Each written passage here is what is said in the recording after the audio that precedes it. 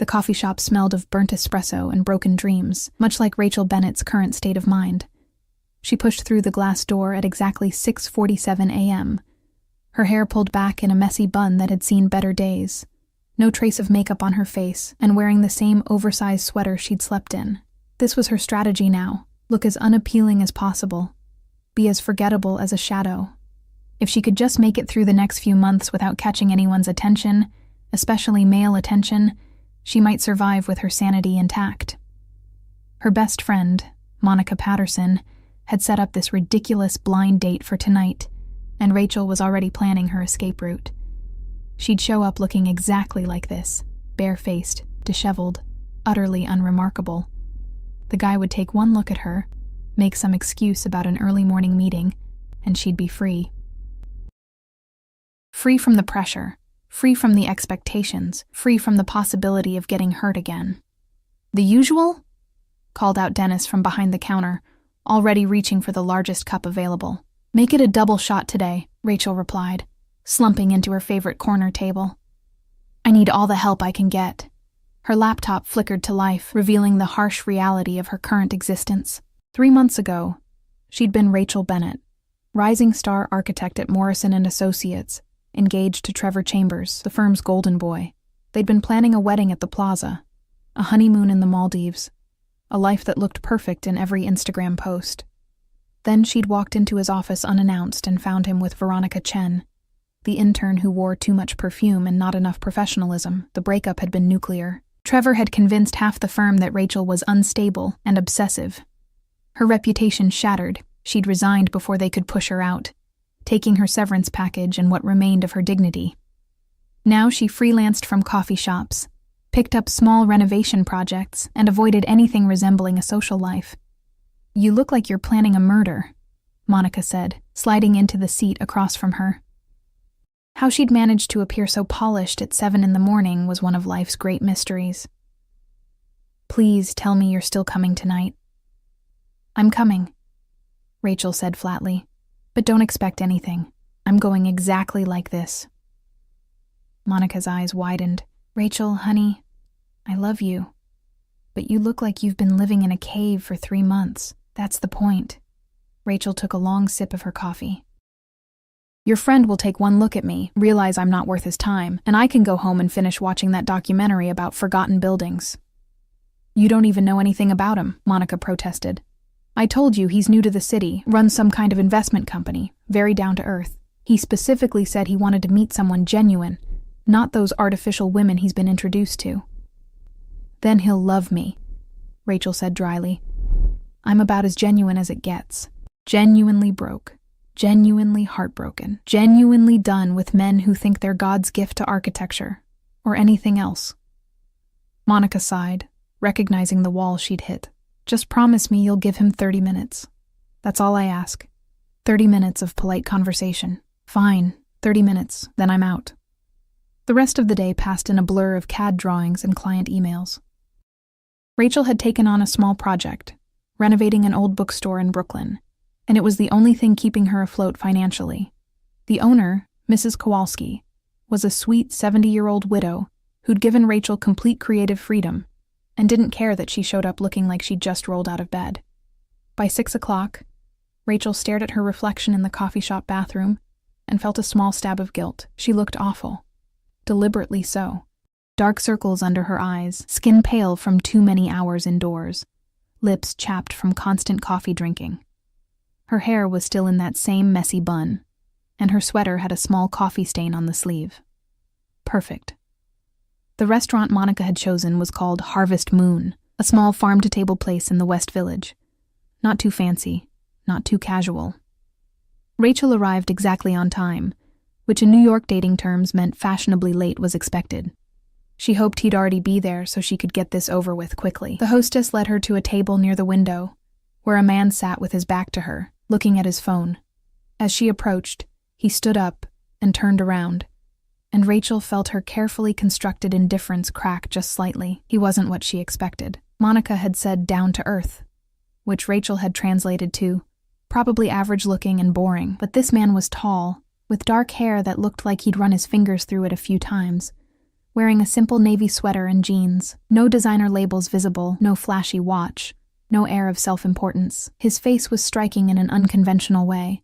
Strong jawline, kind eyes that crinkled at the corners, a slight scar above his left eyebrow that suggested an interesting story. "Rachel?" he asked, and his voice was warm, genuine. "I'm Daniel Pierce." She shook his hand, noticing he didn't flinch at her appearance. "Nice to meet you." They sat down, and Rachel braced herself for the usual awkward small talk. But Daniel surprised her by immediately launching into a story about getting lost on the subway his first week in New York and ending up in Queens when he was trying to get to Soho. "I spent 3 hours wandering around before I finally admitted defeat and called Monica," he said, laughing at himself. She thought it was hilarious. "I thought I might never navigate this city." Despite herself, Rachel smiled. "The subway system is designed by sadists. I've lived here 10 years and still occasionally end up going the wrong direction." "Monica mentioned you're an architect," Daniel said, genuine interest in his eyes.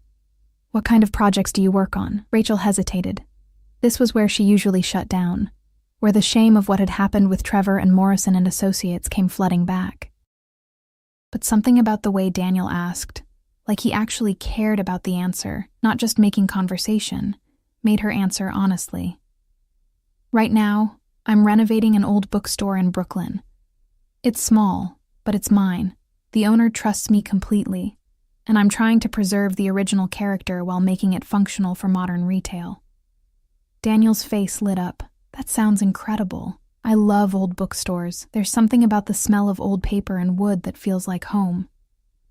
They talked for over an hour, and Rachel found herself forgetting about her no-makeup strategy, her plan to be forgettable. Daniel asked thoughtful questions about her work, shared stories about growing up in Portland, and made her laugh more than she had in months.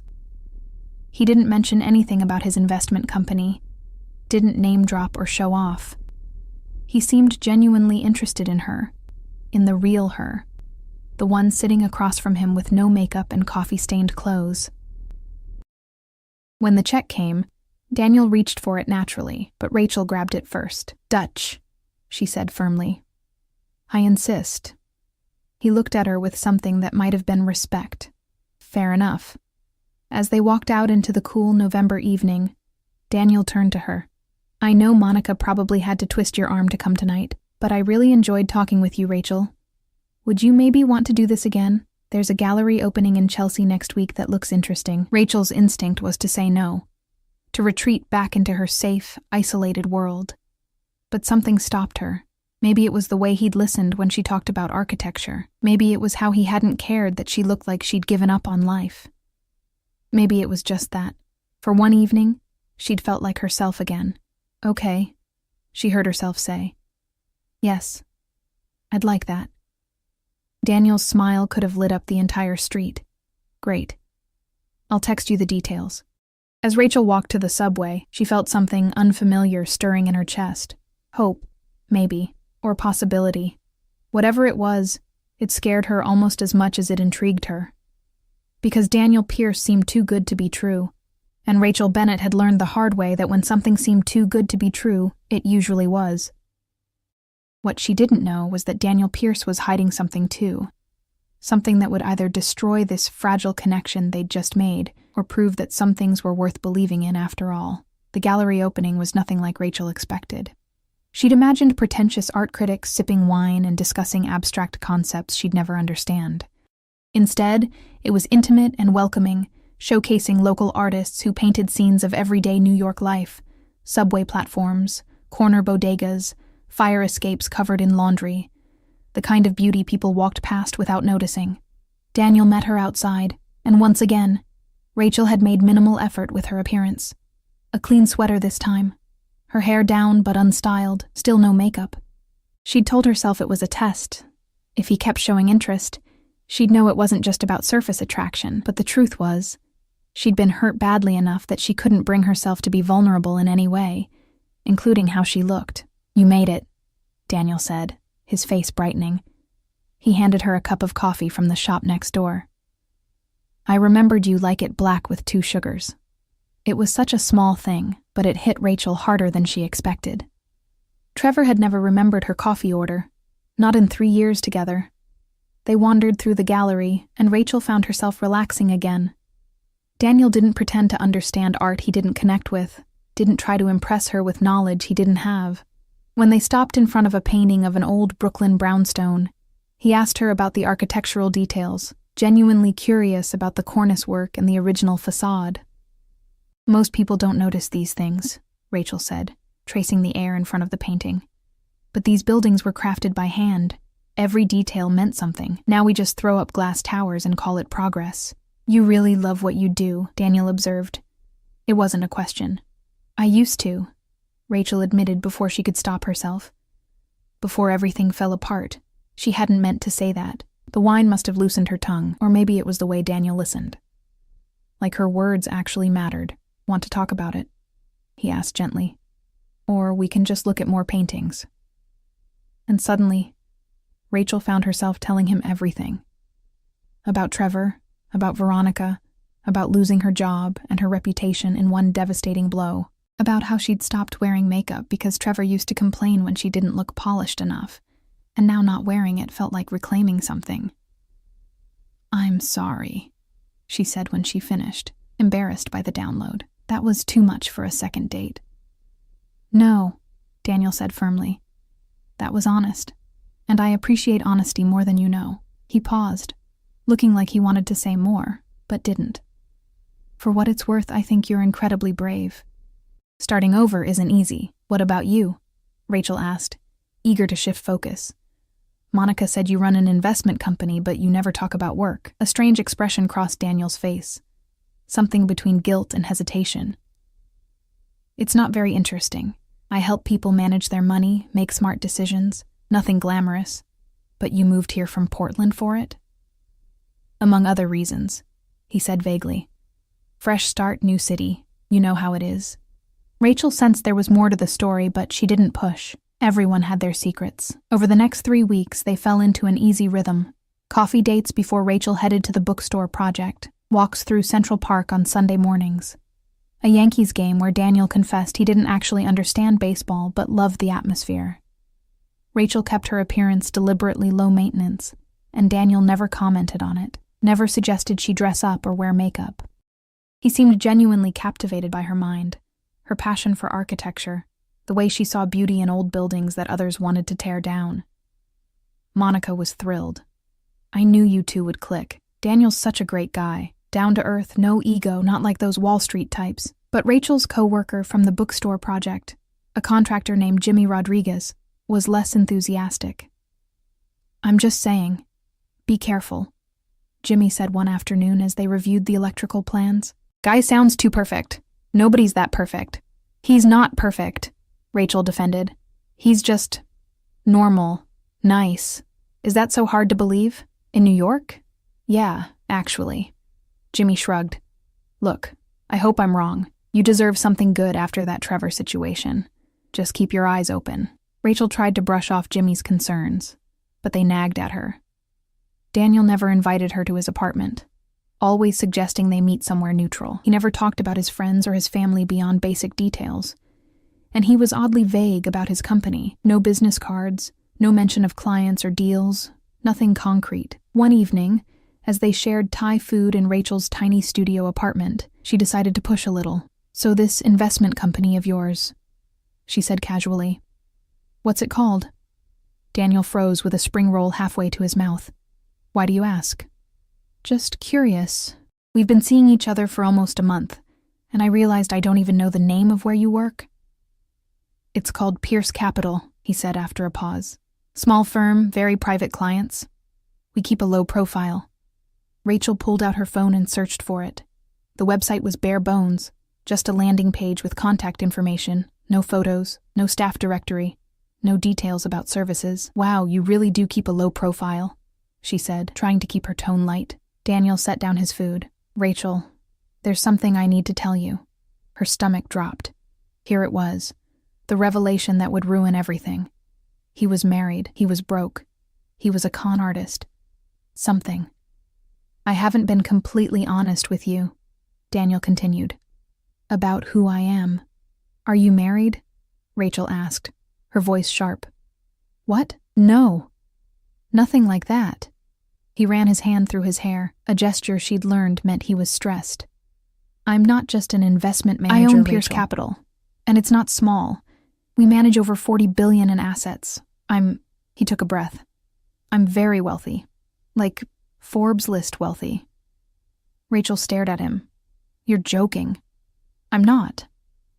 He pulled out his phone and showed her articles. Daniel Pierce, billionaire investor. Daniel Pierce closes major tech acquisition. Daniel Pierce donates $50 million to education reform. The room seemed to tilt. Why would you lie about this? I didn't lie exactly, Daniel said carefully. I just omitted details. Rachel, do you know what it's like? Every woman I meet sees dollar signs. They dress up, act interested in whatever I say, agree with everything. It's exhausting and fake. Then Monica told me about you, said you were genuine and didn't care about money or status.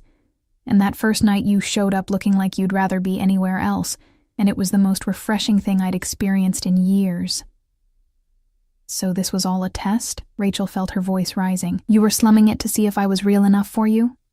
No, it wasn't like that. Daniel reached for her hand, but she pulled away. I just wanted someone to see me, not my bank account. And you did. You saw me, the real me. The real you?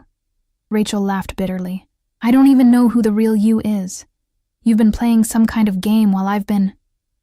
She stopped, horrified at what she was about to admit. While you've been what? Daniel asked softly. While I've been falling for you. The words came out louder than she intended. I've been falling for someone who doesn't exist. The silence that followed was deafening. Rachel stood up, needing distance. I think you should leave. Rachel, please. Leave, Daniel. Or whoever you really are. He stood slowly, looking more miserable than she'd ever seen him. I'm still the same person who got lost on the subway, who loves old bookstores and terrible baseball, who thinks you're brilliant and beautiful without any makeup. That's real. That's all real. But you didn't trust me enough to tell me the truth, Rachel said, her voice breaking, just like Trevor didn't trust me enough to be honest about Veronica. I can't do this again. I can't be with someone who hides who they really are. Daniel left without another word, and Rachel collapsed on her couch, tears streaming down her bare face. She'd been so careful, so guarded. And somehow, she'd still managed to fall for a lie. The worst part was that she believed him when he said his feelings were real. But if the foundation was built on deception, how could anything constructed on top of it possibly stand? The bookstore renovation became Rachel's sanctuary. She threw herself into the work with almost manic energy, arriving before dawn and staying until Mrs. Kowalski gently kicked her out at closing time. The old woman didn't ask questions about the red eyes or the way Rachel's hands shook when she held her coffee cup, just brought her homemade pierogi and patted her shoulder with weathered hands. Daniel had texted 47 times in the first 3 days. Rachel knew the exact number because she'd counted before blocking his number. Monica had called repeatedly, but Rachel ignored those too. She didn't want explanations or apologies. She wanted to rewind time too before she'd let her guard down, before she'd started to believe that maybe, just maybe, she deserved something good. 2 weeks after their fight, Rachel was knee-deep in stripped wallpaper when Jimmy appeared in the doorway with an odd expression on his face. There's someone here to see you, he said. And before you throw something at me, it's not Daniel. An older woman stepped into the bookstore, elegant in a way that spoke of old money and older values. She was perhaps 65, with silver hair swept into a neat bun and eyes that missed nothing. Miss Bennett, I'm Catherine Pierce, Daniel's mother. Rachel's first instinct was to ask her to leave, but something in the woman's demeanor stopped her. This wasn't someone accustomed to being dismissed.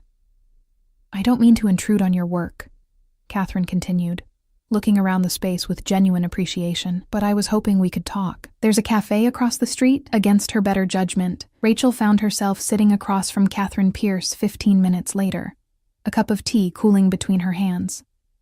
I'm not here to make excuses for my son, Catherine began. But I am here to give you context that he probably didn't, may I? Rachel nodded stiffly. Daniel's father built Pierce Capital from nothing.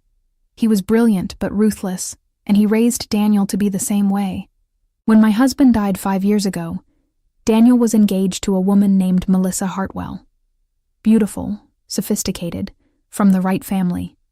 2 weeks before the wedding, Daniel overheard her on the phone with her mother, laughing about how she'd secured the prize and wouldn't have to work another day in her life. Catherine's hands tightened around her cup. It devastated him, not just the betrayal, but realizing that his father had been right. People would always see the money first, and the man second, if at all. He called off the wedding, threw himself into work, and became exactly what his father had been. Cold, calculating, alone. That doesn't excuse lying to me, Rachel said quietly. No, it doesn't, Catherine agreed. But it explains it. When he came back from that first coffee date with you, he was different. Lighter. He told me about this woman who'd shown up looking like she couldn't care less about impressing him, who'd insisted on splitting the check, who talked about old buildings like they were living things worth saving. He said it was the first time in years someone had seen him instead of his portfolio. Rachel felt tears burning behind her eyes. I did see him. That's what makes this hurt so much. I know. Catherine reached across the table and took Rachel's hand. And that's why I'm here. Not to convince you to forgive him, but to tell you that what he felt, what he feels, is real. My son has made many mistakes, but loving you isn't one of them. After Catherine left, Rachel sat alone in the cafe for a long time. She thought about Trevor, who'd wanted her to be something she wasn't. She thought about Daniel, who'd seemed to love her exactly as she was, except he'd been hiding a crucial part of himself while she'd been completely exposed. But was that fair? Hadn't she been hiding too, in her own way, deliberately making herself look unattractive, testing him, keeping her walls up so high that genuine connection required a ladder? Mrs. Kowalski found her there an hour later. You're going to sit here and overthink until your brain explodes, the old woman said, sliding into Catherine's vacated seat.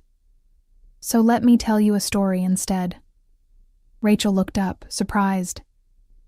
Mrs. Kowalski rarely talked about her personal life. My husband, Joseph, was a professor when I met him. He told me he taught literature at a small college. We courted for 6 months before I learned the truth. He was the head of the entire literature department at Columbia University, had published 12 books, won prestigious awards. He'd been terrified I'd see him differently if I knew. What did you do? Rachel asked. I was furious, Mrs. Kowalski said with a small smile. Absolutely furious. I didn't speak to him for 2 weeks. But then I realized something. The man I'd fallen in love with, the one who quoted poetry while we walked in the park, who listened to my dreams of opening a bookstore, who made me laugh until I couldn't breathe. That man was real. The achievements and accolades, they were just details. They didn't change who he was in his heart. But he lied. He protected himself, Mrs. Kowalski corrected gently. Just like you've been protecting yourself by hiding behind no makeup and messy hair, yes? Don't think I haven't noticed. You're a beautiful girl, but you dress like you're trying to disappear. Rachel felt exposed in a way she hadn't since the confrontation with Daniel. I just wanted to know if someone could like me for me. And he did. He does. Mrs. Kowalski stood up slowly. The question is, can you be brave enough to let him? Can you both be brave enough to be your whole selves with each other, complicated parts included? That night, Rachel finally unblocked Daniel's number. The messages that flooded in made her cry.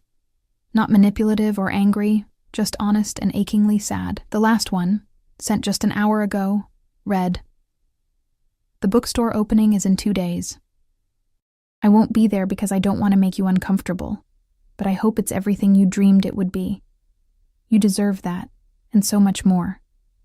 Rachel looked at herself in the mirror, really looked, for the first time in months. The woman staring back at her was tired and scared and hiding, but she was also talented and strong and capable of love, even after being hurt. Maybe it was time to stop hiding. The bookstore opening was magical. Mrs. Kowalski had invited what seemed like half of Brooklyn, and the space Rachel had poured her heart into glowed with warm light and possibilities. People marveled at how she'd preserved the original tin ceiling, restored the oak floors, built custom shelving that honored the building's history while serving modern needs.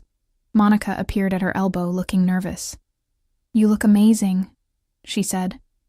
And Rachel knew she meant it. For the first time in months, Rachel had dressed up, not dramatically, but intentionally. A simple dress, her hair styled, light makeup that enhanced rather than masked. She felt like herself again, but a stronger version. "Is he here?" Rachel asked quietly.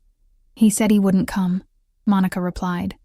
"Didn't want to ruin your night." Rachel felt disappointment crash through her, followed by determination. "Where does he live?" "Rachel?" "Monica." "Where does he live?" 20 minutes later, Rachel stood outside a building in Tribeca that screamed wealth in its understated elegance. The doorman tried to stop her, but she was already in the elevator, heading to the penthouse. Daniel answered the door in sweatpants and a t-shirt, looking shocked. "Rachel? What are you—" "I'm scared," she interrupted. "I'm absolutely terrified. You have billions of dollars and I have student loans. You're on the Forbes list and I work out of coffee shops. Your mother probably expected you to marry someone sophisticated and polished, and I showed up to our first date looking like a homeless person because I was too afraid to try. Rachel, but I'm done hiding," she continued, her voice shaking but strong. "From you, from myself, from the possibility of getting hurt again. Because here's what I figured out. You weren't the only one being dishonest. I was too. I was testing you, keeping you at arm's length, never letting you see me really try, because if you rejected the worst version of me, it wouldn't hurt as much. But that's not fair to either of us." Daniel stared at her, hope dawning in his eyes. "What are you saying?" "I'm saying I want to try again. The real version. Where you tell me about board meetings and charity galas and whatever billionaires do, and I tell you when I'm scared or insecure or feeling like I'm not enough for your world. Where we both show up as ourselves, complicated, imperfect, honest selves." "I would like that very much," Daniel said softly. "But Rachel, I need you to know, you are enough, just as you are, with or without makeup, dressed up or in a coffee-stained sweater. You've always been enough." Rachel felt tears sliding down her carefully applied makeup, and she didn't care. "Take me to the bookstore opening." Daniel grabbed his jacket, and as they rode down in the elevator, his hand found hers. It felt like a beginning. The bookstore opening was winding down when they arrived, but Mrs. Kowalski took one look at Rachel and Daniel's intertwined hands and smiled knowingly. "Finally," she muttered in Polish, loud enough for them both to hear. The next few months were a lesson in balance and honesty. Daniel introduced Rachel to his world. Charity dinners where she had to learn which fork to use, business meetings where she sat quietly and observed, art auctions where single paintings sold for more than her annual income. It was overwhelming and uncomfortable, and she told him so. "Then we'll do less of it," he said simply. "These things aren't important to me, you are." But Rachel surprised herself by not wanting to retreat entirely. She started dressing up more, not because Daniel asked, but because she wanted to. She discovered she actually enjoyed fashion when it was her choice, when it was about expressing herself, rather than meeting someone else's expectations. She wore makeup sometimes, and went barefaced other times, and Daniel never treated her differently either way. In turn, Rachel brought Daniel into her world. He spent Saturdays helping her with renovation projects, learning to properly strip paint and restore crown molding. He attended community board meetings about historic preservation. He met her friends from architecture school, normal people with normal problems, who treated him like just another guy once they got past the initial shock of his wealth. "This is what I wanted," he confessed one night as they painted a bedroom in a brownstone she'd been hired to restore. "To be useful. To create something with my own hands. My father always said manual labor was beneath us, but this feels more real than any deal I've ever made." 3 months after their reconciliation, Daniel made a decision that shocked everyone, including Rachel. He stepped down as CEO of Pierce Capital, appointing a trusted colleague to run day-to-day operations while he remained chairman of the board. It freed up his time to pursue something he'd been thinking about since meeting Rachel. "I want to start a foundation," he told her over breakfast in her apartment, which he'd been spending more time in than his penthouse. "For architectural preservation and restoration, with a focus on community spaces like bookstores, libraries, community centers, places that matter to neighborhoods but don't have the funding to maintain their historic character. Rachel set down her coffee cup carefully. That's a massive undertaking, I know, and I want you to run it. What? Daniel, I can't. Why not? He leaned forward, intense. You're brilliant at this. You understand the technical aspects, the historical significance, and most importantly, you understand why these places matter to people. You could save hundreds of buildings, Rachel. You could change entire neighborhoods. I don't have experience running a foundation. I don't know anything about managing that kind of money or... You'll learn. I'll help.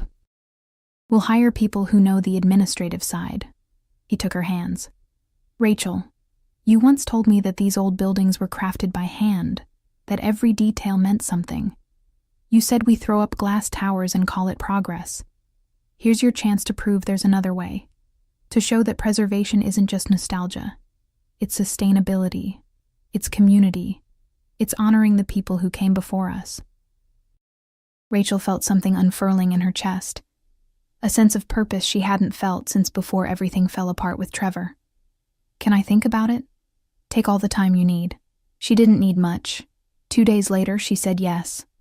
The Pierce Foundation for Architectural Heritage launched 6 months later with Rachel as executive director, and a mission statement she'd written herself. Their first major project was a historic theater in Harlem that had been slated for demolition. Rachel worked with community leaders, historians, and a team of architects to create a restoration plan that would preserve the building's Art Deco facade while updating the interior for modern performances. The project brought her back into contact with her old firm, Morrison & Associates, who were bidding on the restoration contract. Rachel sat across the table from Trevor during the presentation meeting, and for the first time since their breakup, she felt nothing. No anger, no hurt, just indifference. Trevor had tried to approach her during a break, but she'd cut him off. We're not doing this. You made your choices, I made mine, and we're both exactly where we're supposed to be. She'd walked away without looking back, and it felt like closing a chapter that had stayed open too long. Monica threw an engagement party for them that spring in the now thriving bookstore. Mrs. Kowalski had insisted on hosting, and the space was packed with an unlikely mix of billionaires, construction workers, architects, and neighborhood residents who'd watched Rachel transform their beloved bookstore. I can't believe my random setup turned into this, Monica said, hugging Rachel tight. You two are disgustingly perfect together.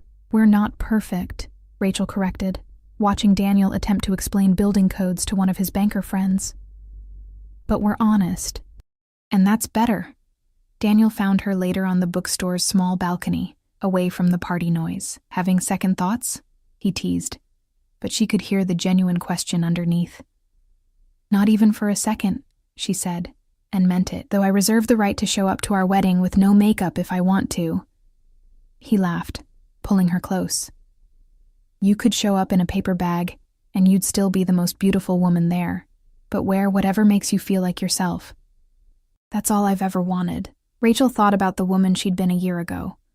Broken, hiding, convinced she'd never trust anyone again. She thought about showing up to that first date deliberately trying to drive him away, and how spectacularly that plan had backfired. What are you thinking about? Daniel asked. How I tried so hard not to fall for you, she admitted. How I thought if I just looked unappealing enough, you'd lose interest and I'd be safe. And instead, I fell completely in love with you, he said. The you who cares more about historic buildings than high fashion. The you who splits checks and argues about architecture and gets paint in your hair. That's who I fell for, Rachel. Not despite those things, but because of them. Good, she said, kissing him. Because that's who I'm going to be for the rest of our lives. Though maybe with slightly less paint in my hair at formal events. Deal. The wedding, when it happened 3 months later, was everything Rachel never knew she wanted. Not at the plaza like she'd planned with Trevor, but at the newly restored Harlem Theater, the Foundation's first completed project. She wore a dress she actually loved, with her hair styled simply and natural makeup that made her feel beautiful without feeling fake. Daniel cried when he saw her walking down the aisle, and she cried too, because happiness like this had seemed impossible not so long ago. Mrs. Kowalski caught the bouquet, to everyone's delight, and gave a toast about second chances and being brave enough to let people love you. Jimmy Rodriguez, now the foundation's head contractor, made a speech about how he'd been wrong about Daniel and would never doubt Rachel's judgment again. Monica took credit for everything. As Rachel and Daniel danced their first dance in the restored Art Deco ballroom, she realized this was what happy endings actually look like. Not perfect and polished, but real and earned, built on a foundation of honesty and trust, with room for both of them to be their whole, complicated selves. No regrets? Daniel whispered as they swayed to the music.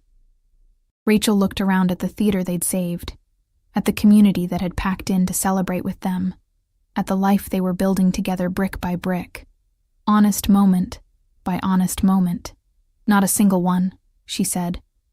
Though I do wonder what would have happened if I'd actually worn makeup to that first date.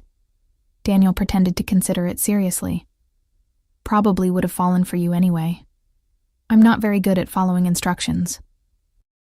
You told me to leave, and look where we are now. Married in a historic theater that we saved from demolition, married to the love of my life, he corrected. The theater is just a bonus. Rachel kissed him then, surrounded by the beauty of something old made new again. Something broken made whole. It was a perfect metaphor for both of them. Scarred but standing, restored but retaining their original character, built to last. Outside, the New York evening wrapped around the theater like a promise. Inside, Rachel Bennett Pierce danced with her husband and thought about the woman who'd walked into a coffee shop a year ago, deliberately disheveled and determined to drive away any man who showed interest. She'd succeeded in driving him away, all right, driven him straight into her heart, where he'd found a home.